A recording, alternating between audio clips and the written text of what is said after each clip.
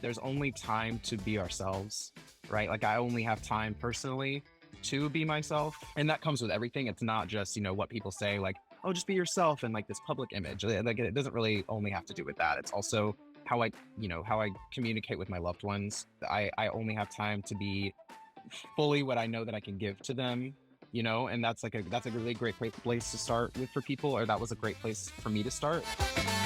Hey everybody, welcome to Theater Life Uncensored, where we peel back the curtain and reveal to you what's really working in today's industry for theater artists just like you. That means you get to hear and learn how to surpass your career goals sooner and enjoy an easier, more peaceful life along the way.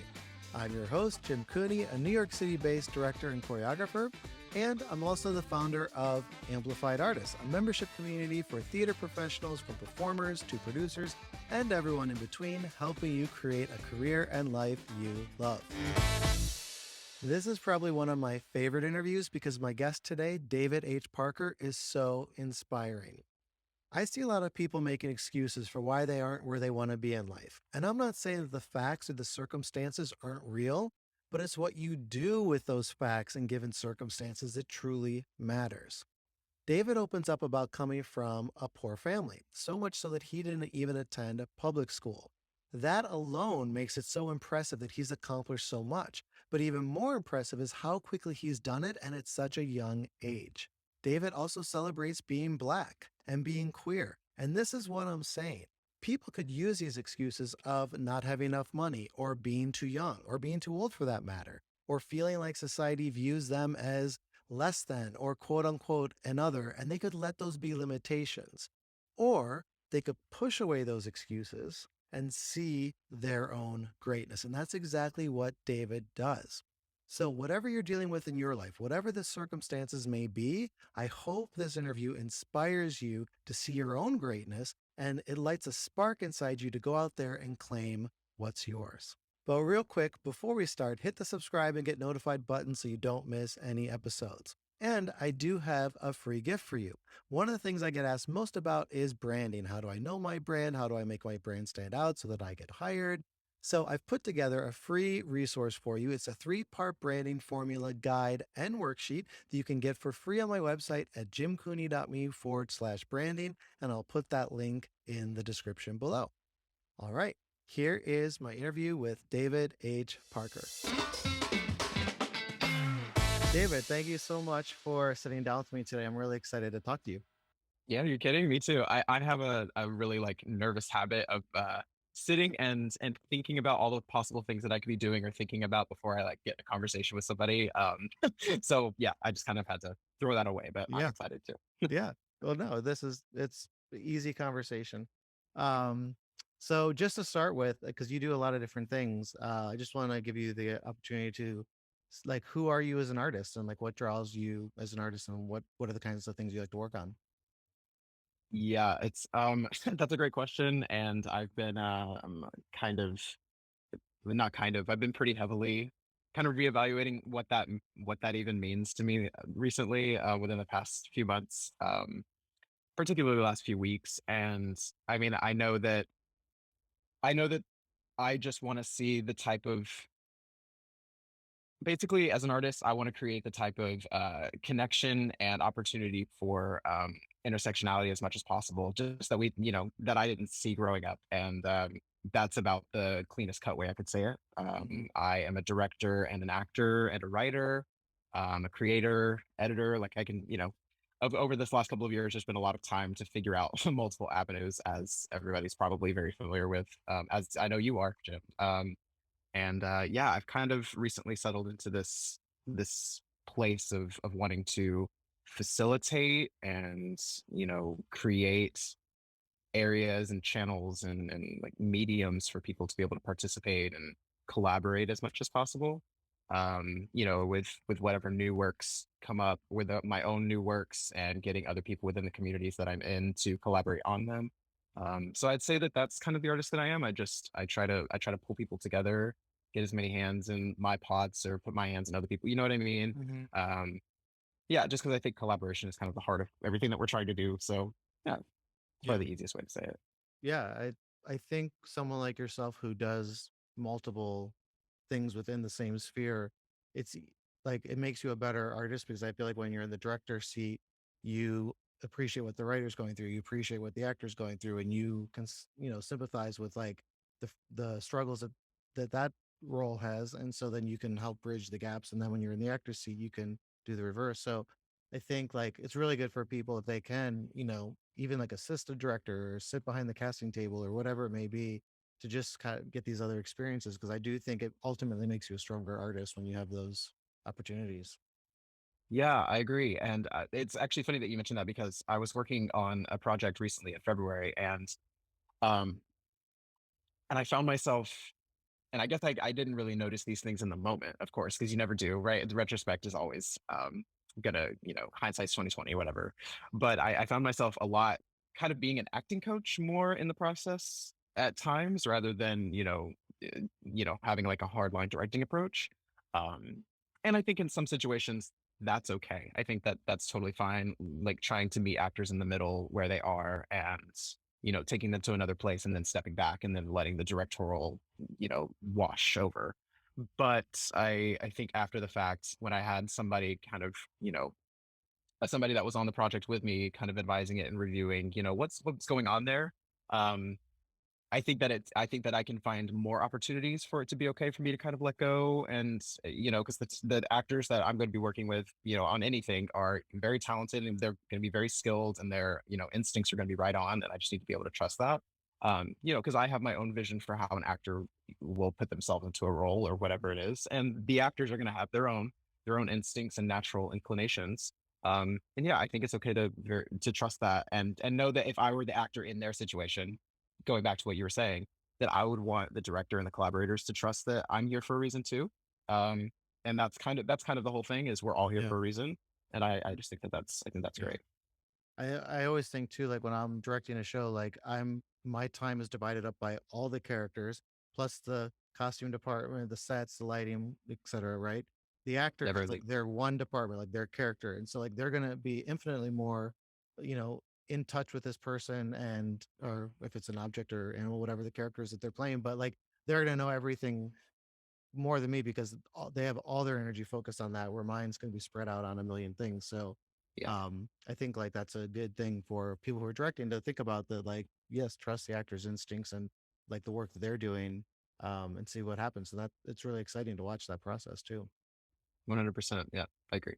Did you so like just your history like growing up, like were you always interested in directing as well as acting, or was it like you did one before the other, or were you writing, or like what was your kind of like your history to lead you to now?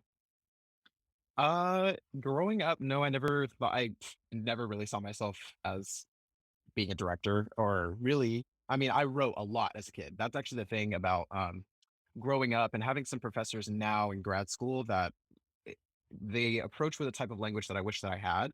And it's really interesting because I was just in this will make sense. Just trust me, trust the process. I was in a course where I had to costume design recently, and I was just terrified of my rendering skills, my drawing skills, just because I didn't have that kind of training growing up. And I'm not here for this program to be a digital artist necessarily. Even though I love costume designing and I love fashion and couture and style, like I'm into that. I'm interested in that, but it's not exactly what I'm focused on. So that was a hindrance for me. But the professor in the process kind of encouraged me to just lean into it, because that is something that I wasn't familiar with, growing up and being, in my education systems. It just, we're taught kind of to collapse in on ourselves as far as, writing and drawing goes. If we're not, already, we don't already have an innate talent with it. If we're not creating masterpieces at a certain age, then it's something that it's kind of whittled out of us or weaned out of us. Um, and so, writing as a kid, I felt like I had a lot of freedom to do that. And I loved writing. I mean, I would write fiction all day long. I would, write fan fiction specifically out of like cartoons or anime or TV shows that I was watching or that my mom and I were interested in. It was incredibly fun. I mean, it was probably the thing I did the most, was write. And, acting didn't come to the forefront until I was almost, I guess, 9 or 10 years old. And it was, a church scene as a kid. So one of those things that has, it's like the lowest stakes possible. You know what I mean? I played like the North Star in a Yeah. production at a church that I went to. And I had like that really bad old age makeup that the old ladies in Yeah. the church choir tried their best to put on me. Um, and I don't know, something felt right about it. And then there weren't opportunities for me to do it in middle and high school. So it just kind of fell off until I moved high schools in my junior year. And then there was a great program in Tuscaloosa, Alabama, after I'd lived in Texas for so long. Um, and I was able to do a couple of shows. I did a show and a musical before I graduated, and I was like, okay, great, that's what I want to do. And then I jumped into undergrad, and I just kind of did the acting thing, capital T, capital A, capital T, um, until I discovered directing halfway through, which was kind of late to really get like a focus and concentration in it. But I don't know, my peers. But here's the thing: I was having a conversation recently with somebody that said, or where I said, I really feel like it just takes one mentor to acknowledge and see something in you, see the potential that you have for something. And I was like, yeah, I felt like I fully leaned into that. And even though I only got a year and a half of experience directing an undergrad, I felt like there was like a real like I just had like a tendency for that type of leadership and for that type of collaboration, and I just really wanted to further that, even though I didn't get it as a kid. It's like I didn't really need somebody to tell me until it happens. You know what I mean? Hmm. Um, Yeah. but then I guess if somebody had told me a little bit earlier, who knows what would have happened. But I guess that's kind of the thing, as I'm just following the natural trends of my life Yeah. so that I can create opportunities for other people to not have to do that so that they can hear it a little bit earlier. Yeah. Right. Like if I'd heard that in middle school, God, who knows what I'd be doing. Not that I think that anything in my life could or should change, of course, because it's just the way that happened. But yeah, I'd want that for other people much earlier, I think. Yeah. I mean, it's funny to hear you say that it came late in your life because when I look at you, I'm like, oh, this is so great that you're figuring this out earlier in life because I feel like, and maybe this is different now because of the internet and social media, but when I was growing up, it was like being an actor was the only option. Even though, like, if I look back at it now, I was always a director and choreographer because I was putting on little shows in the basement for the neighbors. And like, I Mhm. was like in high school choreographing the middle school shows. Like, I was always doing that, but I never recognized my thought was like, I just wanted to be a performer. And so it wasn't until I got to New York and started dance captaining and like working with the choreographers in that way that I started to think, wait a minute, like I actually fit better over here. Like this is more my jam and like things I like to do. So I wish, like what you're saying, like I wish I had it when you found it out, like in college, because I think it would have changed, how I studied in school and where I put my focus and stuff. So Yeah. do Well, you there's also the thing. Oh, no, did you want to go go, ahead? go. There was also the thing about we were always so poor growing up too. So, I'd get to a certain point in my life where I felt like I was inspired by something. There would be these opportunities to go to like, these summer camps that you get in the mail. You get these flyers for in the mail that you can pay a certain amount. You can, go away to whatever it is at some sort of acting conservatory or, you know, dancing. Cause I'm a dancer as well. Not as practiced in the last couple of years, but, um, dancing or whatever it was, singing, writing, etc. And as much as I did those things at home and was kind of forced to do that, um, they weren't really ever able to be pushed over the edge because we just couldn't afford. We were just so poor growing up from basically when I was born to. I mean, it never really ended. I went to school, Mm. or I went to undergrad. And that's, you know what I mean. Kind of separated from my parents at that point, but yeah, so it was like I kind of had to, like you did, I kind of had to facilitate those things on my own, but not having the opportunity to like learn from people in those specialized ways, it was it was pretty demotivating as a kid. And so, when I was finally able to get those more free opportunities, that's when it was like, okay, that's when those things turned on for me. And it was like, okay, these things are available to me. These things can be available to other people. Just because, those barriers existed in the first place doesn't mean that it can't or shouldn't be possible for other people or even for me. So it's like I'll try to go for everything and try to make everything happen. And that's kind of why I feel like I'm here now, is because I was just like, why not me? Even though all of those other things were never able to Yeah. happen. Well, and I've been told that you're the youngest or one of the youngest to get into UCLA's like MFA program. I mean, you literally right out of undergrad. So, I mean, is everyone like much older than you that you're in school with now, or like what's that like to be? Because you said you basically like a year and a half ago is when you started directing. Is that what you're saying? I guess it would be 2.5 now. So yeah, Two and just a half. since I've been in Oh, right, undergrad right. Yeah, in grad for a year. yeah, Yeah, yeah, yeah. yeah. So first of all, I want to know where you heard that from because I love that person who said that because I had no idea until I read, your email. It's a crazy experience. Because my cohort mate is in his 30s. So we are able to bring very different perspectives to our work and to like our co-collaborations, and our conversations in our courses. And he's also, he's from Israel, he's from Tel Aviv. So he just brings it. Probably we are very polarized, but we also, I don't know, we're able to see and identify with each other in just a very unique and different way because we're so different. And then everybody else basically in the program is either 30 or almost 30. So and they've been in they worked or they graduated undergrad and they worked for a little bit and then they came to grad school, or they were in undergrad a little bit later, whatever the case is. So yeah, being a young person that I am in grad school, it was damning to begin with in certain ways, just because I kind of got inside my own head and, had a little bit of an experience with imposterism for a second. And sometimes it still comes back just because I think that's a natural thing for us all Yes, to have. It's like, 100%. Yes. yeah, like, why am I here and how did I get here? But I don't know. I've seen and read a lot of things recently that's like, well, even if you feel that way, like, make the best of it. And maybe it, even if, the great if, like, even if it's a mistake, like, I'm gonna make the best of the experience and really, you know, Yeah. get what I can out of all of the professors and working in this environment it's created and facilitated so that 100% unique experiences can exist and live and be born here. So I'm really just leaning into that, and I'm Yeah. just not letting it be a distraction. Yeah. I'm just letting it kind of empower me more than anything. I mean, that's a great mindset to think of it that way. I also think that, UCLA believed in you and put you in there. So then if you're calling yourself not worthy of that experience, whatever, you're basically calling them liars.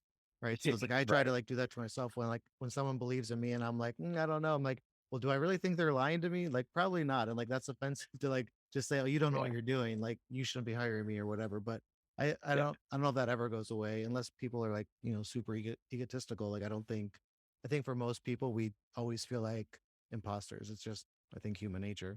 I mean, I've heard Meryl Yeah. Streep talk about like she's afraid she's going to wake up one day and people aren't going to, are going to find out that she's not an actress. And it's like, well, if Meryl Streep's worried about it, then we can all relax. Exactly. I've heard a similar thing, and I was like, you know what?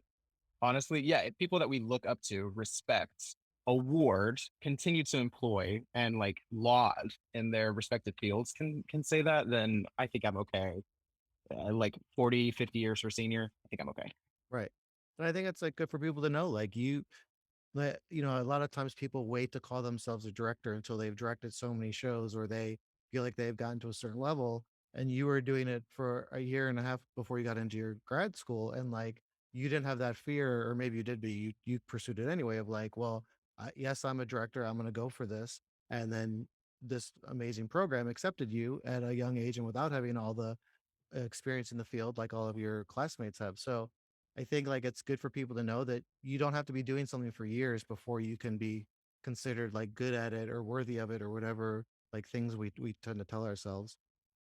Well, I'm like, don't we do that to ourselves as artists the most? Like, I can't tell you the amount of, you know, friends that I've had, or, I guess most of the people that I know now and friends that I have now don't do it as much anymore. And I try my best not to do it either. And kind of, we cohabitate this area of just, yes, if you write, you are a writer. If you have written anything, you're a writer. And if you have acted in anything, you are an actor. And I think, moving to LA last year, in the middle of the summer, or like right as the summer started, I was getting booked on sets and acting before grad school started. And I was with other actors and, in some modeling situations where other people were kind of like, I'm an aspiring actor, or I'm an aspiring model. And those people just tend to have, no judgment on them because that's probably just what they grew up learning to call themselves. And if they're from LA, that's probably what they have heard other people, Right. perpetuating. But when you have that kind of attitude about yourself, it immediately is diminutive. It puts it on a different level. Because you're assuming that what your craft and what you're doing and what you're sharing is not as valuable or respectable or that you're not as talented or as good or as worth it as other people that, Yeah. you know, and I mean, Telling if people to pay you less money too. I mean, it's like everything. Like the what you communicate is how people are going to respond back to you. Yeah, exactly. Like I'm not necessarily jumping to book actors on any of my, stage readings or my things that I want to direct or that I'm directing. I'm not exactly rushing to book the aspiring people because I know that they're actually actors, but they don't see themselves as that. And I know that just comes with a certain like demeanor or like self-image that I don't know. It's not necessarily as much as I want them to break that, and I know that they will, but I think that they need more time to do that. And I don't know that, if I'm going to hire them onto my set or my work, that I want to be the one to break them out of that, if that makes sense. It's Yeah. like I know that they'll get there, but I want to work with people that are already in power and they're already kind of sitting in that Yeah. place of I've got it. So let's work. And I think you can do that at any age. And that's like what inspires me about you. Like you're very grounded, you're confident, even though I know, like you said, you're wrestling with the imposter inside, but you come across as confident.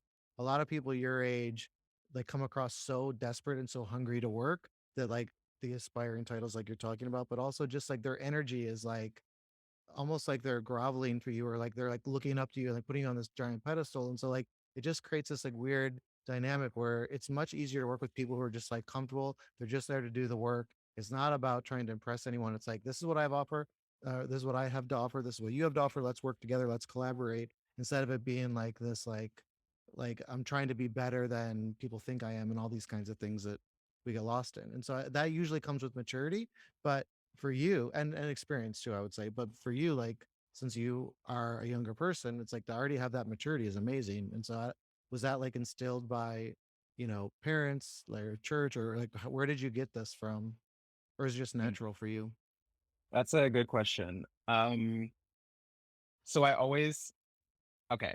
And again, this will come back around. And if I haven't come back around on any of these things, let me know. But I think I have so far. No, you are. Okay. I was homeschooled as a kid.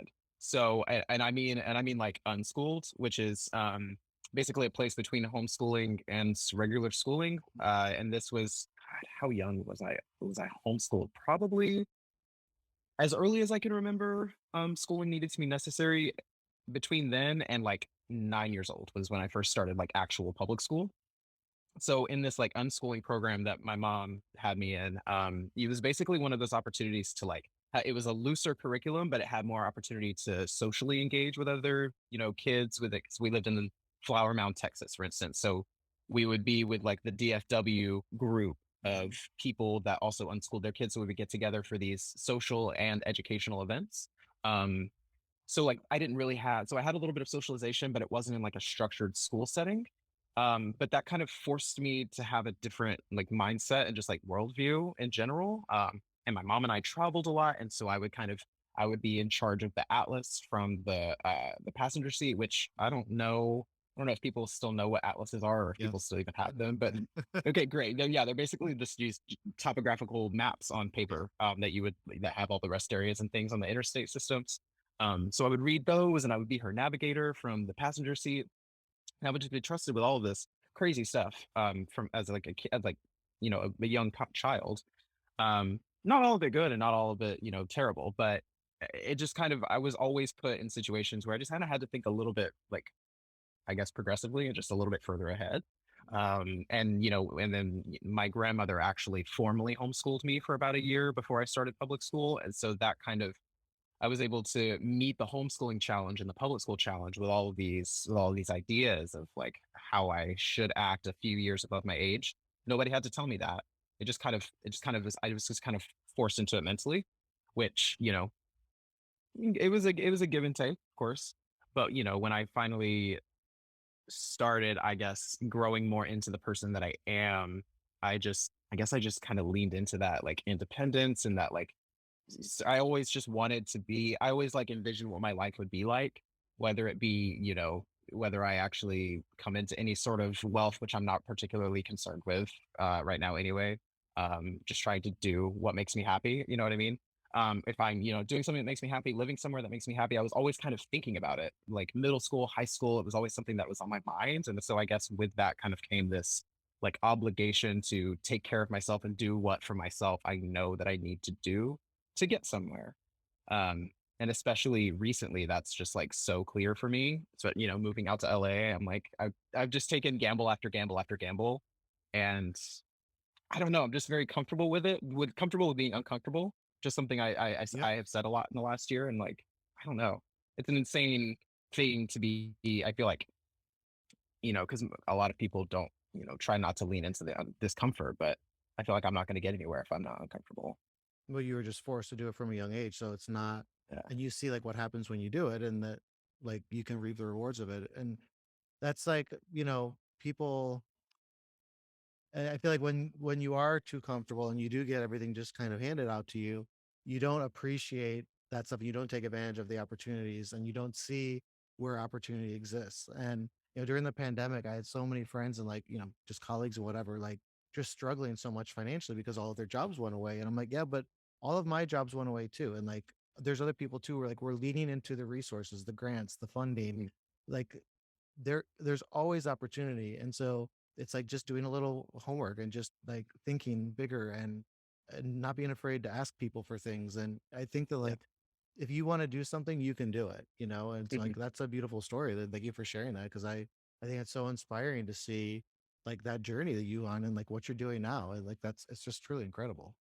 Yeah. And I mean, we were also always kind of, I guess, proud when I was younger. Like when I was actually in like middle and early high school, it was like we tried not to ask for things. And I think that resistance to asking is almost, I mean, it's worse. I mean, it ultimately results in, on one hand, you end up getting somewhere on your own.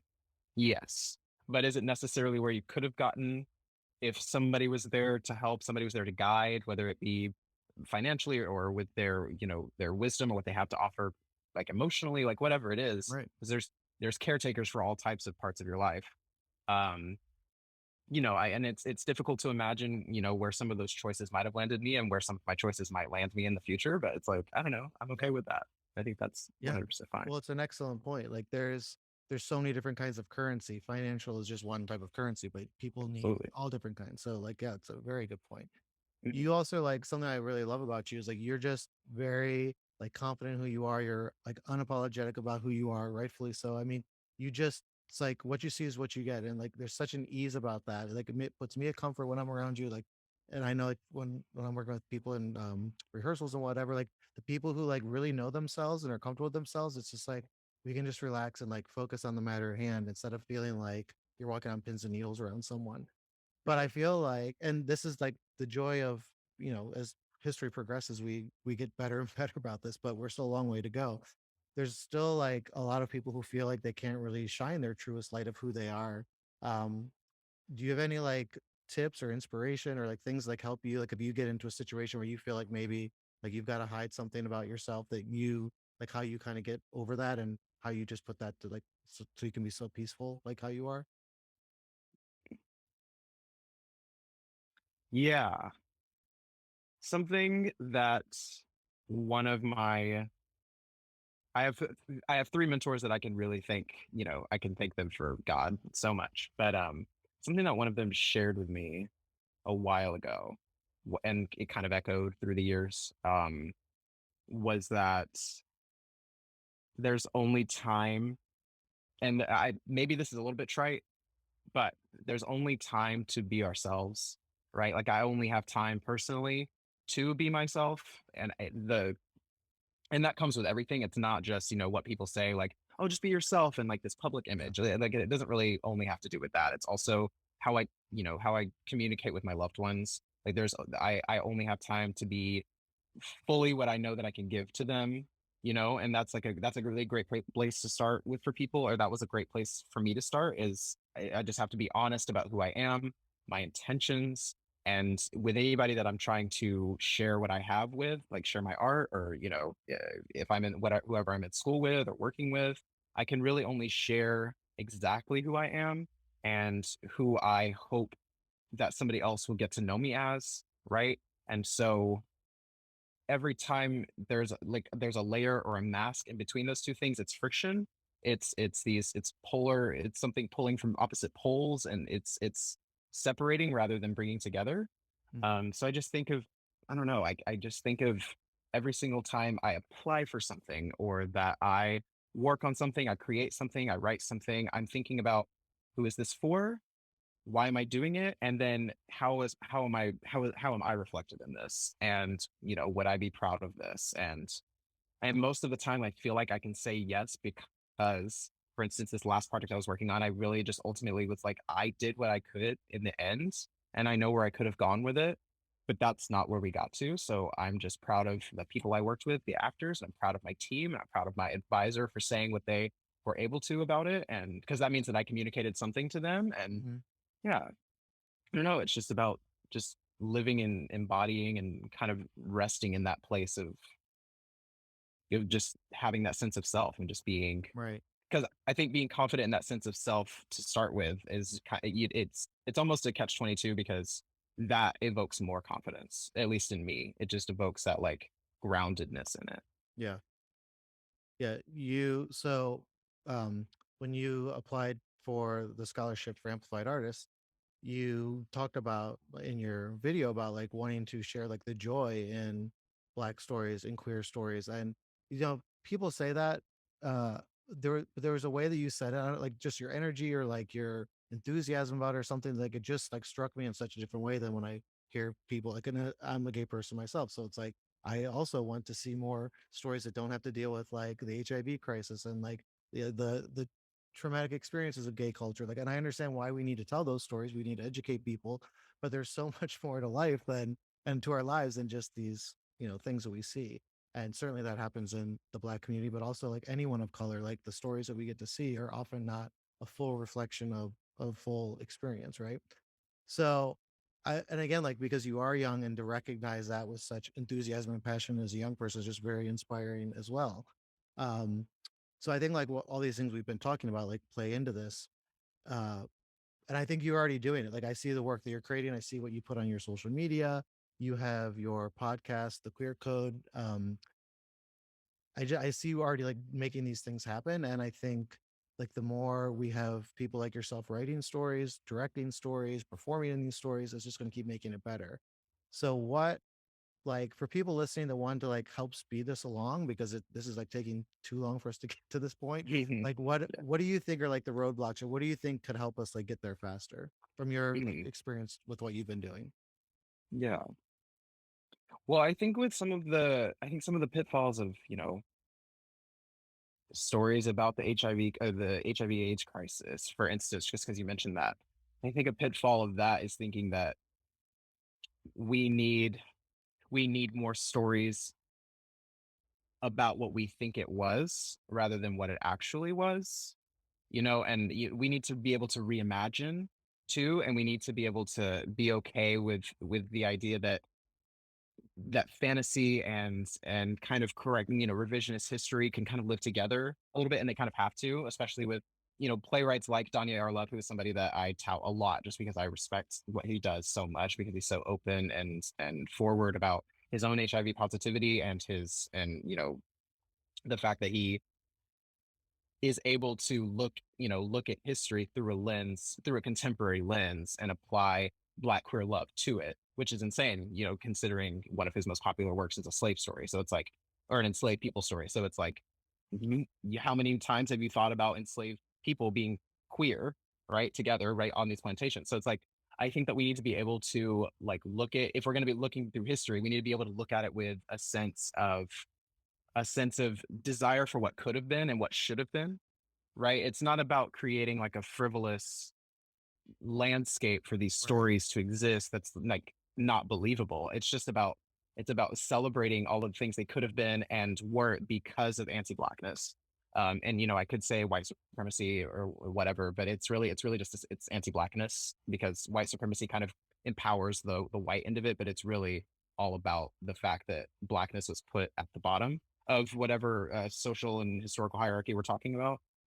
And I recently watched all of Pose and all of Insecure, and those shows have really just given me like a great idea of, because Pose is great in all of its ways, but I feel like it doesn't celebrate like the dark skinned black community enough, right? And it doesn't, which we can say about a lot of things, but this is just moving toward toward things that can become even more progressive. And I think that it's kind of an avalanche. So it's like Pose started something great, and it only goes up from here. And then like Insecure, for instance, it was great, but there wasn't like a lot of queerness involved. So it's like, okay, well, how can we continue to rethink and reimagine these stories so that we're really plugging in like all the pieces of like highly funded shows like Insecure and Pose, and great stars like Pose, where people can like, people want to follow those actors, but also some really great new black actors like in Insecure, and creators that HBO could facilitate. It's just like taking all these puzzle pieces from things that are working really well, and really seeing how they can serve these specialized communities, and like just celebrate the people that are in them, and celebrate these stories that are not being told. Because I don't know, I feel like a lot of places are doing a lot of things really well, and I feel like soon we're gonna have some really amazing stories for this community, for this intersection. We're just not quite there yet, Yeah. and hopefully, yeah, hopefully we're seeing that in the next few years. Yeah, and I think that because it's always so well received, like these shows when they come out and plays and stuff when they come out and they do that, it's always well received. So it's like, I mean, why are they not doing more of it? Like you could like there's no reason to not explode this type of work, you know? Yeah, I agree, and that's kind of like in the next couple of years, at UCLA, for instance, like that's kind of what I intend to focus on, are these stories that kind of hyper centralize on Black queerness, and are these exaggerate themes, right? So a couple of the things that I'm looking for the next year are like, are taking these stereotypes of the queer community, exploding them out, like you said, and then revealing what is left underneath, with the Black queer people that have to navigate them. And especially, and also there's another work that I'm looking at about family dynamics in the Black queer community, and what trauma how trauma influences that, but ultimately does reveal joy, and does reveal a sense of identity within the characters, because we also, I guess, don't really see a lot of stories that have to do with not having white influences from the outside of the family influencing what's happening within the family, right? So it's inherently political in that way, that we're seeing it's just the Black family members, and it's just the queerness that's influencing, and it doesn't have anything to do with whiteness, and that's cool too. Like, Mhm. yeah, I don't know, I just want to be able to explore those things, and just be open with them, find the joy in them, celebrate the people that are involved. Yeah. So when you were back in undergrad, one of the other things like super impressive that you did is you co-created and co-directed the piece Disconnect, right? And then you guys won 5 awards at the Kennedy Center like College Theater Festival, right? And one of them was for best co-creation or achievement and co-creation of a piece, and then the other one was for direction. So like the two areas that you had your hand in. So what was like that whole like tell me all about that. Like how did that start? Were you guys trying to like think about the festival and trying to get the awards from the beginning, or did just like you submitted it after you knew you had something good, or like what was that all? We were literally just trying to like just get people together and create something during the pandemic, and because this was, I guess not. I guess I don't even know what's considered the height of it anymore, if I'm honest. But yeah, Roy Leitner and Lee Shackelford and I were all just trying to. We just wanted to create something that was about connection, because we were all doing this from our screens, from 16 different Zoom screens over the course of, I guess, 3 or 4 months in 2020. And yeah, so it was started in, I guess, August of 2020, and it went through December is when we premiered, or end of November. So it was a really tight period of time, and it was like we had vaccines weren't quite out yet, and it was still a question mark if we were even going to have them within the next calendar year. And we were like, okay, well, what are we going to do right now? Like, what can we do here at UAB, in Birmingham? Like, what can we do that is safe? And we're telling a story about people trying and missing connection too, like constantly missing connection, because that's kind of where the title Disconnect came from. It's just this idea that we're all trying so hard to find something out of other people that we might have a certain relationship with, but we're not quite hitting it. um and we just started all writing it together. We would do writing exercises during rehearsals. We had a cast called the Collective, cast quote unquote, called The Collective, of 12 actors and writers too. And we would all do acting exercises. We would share poetry. We would share things that inspired us every rehearsal.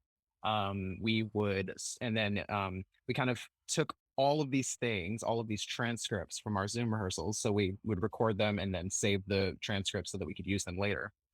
And we would turn, it wasn't quite verbatim theater because we weren't using everybody's, explicit, like exact words Right. explicitly, right? But we would take those things and those ideas and just turn them into plot points and turn them into characters and turn them into issues and solutions and, battering rams and then sometimes, obstacles. And yeah, we were like, great. How can we also do this where people feel like it's a live production, but we don't have to be unsafe about it. And so that's kind of where like That's the cool. facilitation of the pseudo live, where we had our actors stationed in various areas around campus. And then like our drone shots, which were amazing because we had such a budget for it because we didn't spend it on literally anything else. Um, which was also an amazing part of Zoom Theater, by the way, is Mm, not having to build any yeah. sets. You're just able to buy all this technology, and that creates the show. Um, and yeah, we were not thinking about KCACTF. I don't know that we were certain we were even going to enter it. Actually, I think that our thought halfway through the process or near the end of it was we weren't going to. And then we were just like, why not? What else are we Yeah. doing? Yeah. Because UAB normally doesn't take productions to KCACTF. Normally, it's just like actors get nominated and directors can get paid to go or can get uh, produced. They can get sponsored to go. But we were like, let's send the production. It's virtual, right? And then I guess it, I guess it went a little bit further than we imagined. So yeah, I don't know. That was so bizarre. It's amazing though. I mean, it just shows you like, again, not so much stress about what the outcomes are and things of like just being calm, like just doing the work and trusting, who you are, what you have to say as an artist, and trusting your collaborators. And um it's like I think that's really when the best theater happens, and that's why I think people like to work with the same people over and over again, because you do build up trust. And so it's scary to hire a person you don't know, because you're like, well, what if we don't work the same way together? And like you also start to develop like a shorthand lingo with like people you tend to work with. but Yeah. but I also think that like the best art comes from when we, like, going back to what we said earlier about kind of being uncomfortable and not like, especially if you like have like different ages and different like backgrounds of people, and like all like that's when I feel like the most exciting art happens, because you have all these different viewpoints. If you keep working with the same people over and over again, you start to all like it starts to just look the same, and like you're all kind of like saying yes to each other because you know each other, instead of like Mhm. being able to push back and challenge because it's a completely different thought you've never had before. So I don't know. I think it's interesting like how you guys put Yeah. that together. No, I agree. Well, because that's what was so, I think effective and also tumultuous about the process is like, Roy comes from a very specific, period, and Lee is, a little bit older as well. And then obviously I was a college student. I guess I was a senior at the time. And so it was like, I have a very different, perspective on technology and like on what it can do and like what it's like to implement a soundtrack with some of this stuff and the transitions and how these things should work together. And at a certain point, it was like because I wasn't even a co-director to start with. I was an assistant director. So I was trying to just I was like, what can I do for you, Roy, during the rehearsals, right? But then eventually we got to a point where it was like there was the scope of the project just kept expanding and expanding until it was like, okay, great. Well, we need to be able to, bring all these ideas into the room to be able to shape them in one way or the other. And it was like, I kind of expanded my role into associate and then into co-director by just being able to focus on a very different thing than what anybody else was focusing on. And then, Roy and Lee were also doing very unique things on their own. And it was like, yeah, we were able to bring some really successful ideas and some ideas that were like, I get why you brought that up, but this is probably why that can't work. And yeah, we did develop a language it was really fun to do too. And I think that that's also like my number one thing too is if we're not having fun, then why are we here? But we had so much fun on that, I think, and I think that that was a really rewarding part of it. Yeah. I mean, hopefully it does bring joy. I mean, that's what, going back to that word joy, it's like that's why we're doing Yeah, this all, right? yeah, Um, 100%.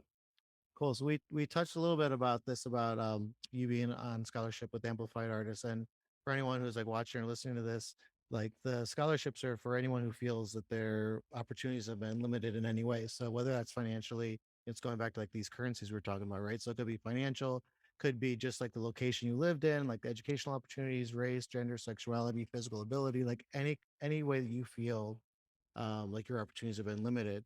For people who would be considering like sponsoring an artist, right? So we have people who like put the money up to provide a year's membership to Amplified Artists.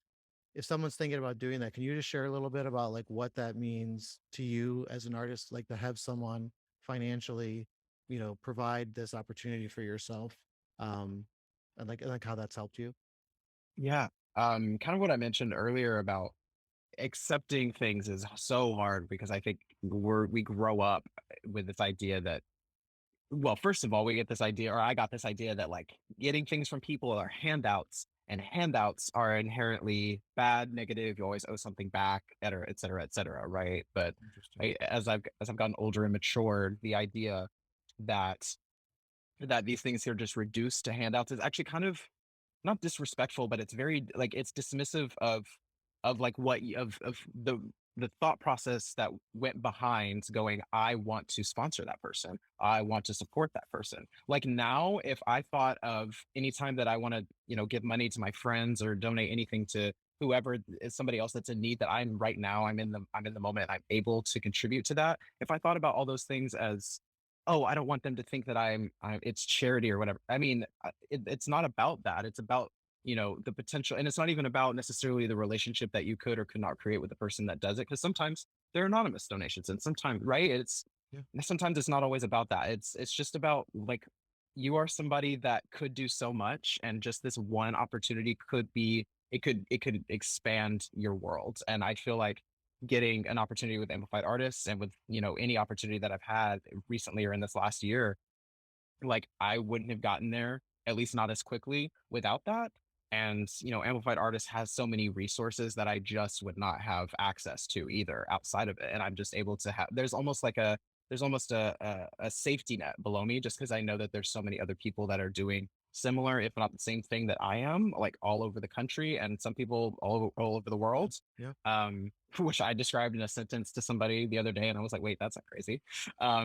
But yeah, there's some really invaluable things that can come from just saying yes. And I think that yes is just an incredibly powerful tool that is hard to grapple with sometimes. But if you can just say yes and you can lean forward into somebody's compassion, which is what it is, it's not pity, it's compassion 99.9% of the time, then I feel like there's so much room to grow from that. Yeah.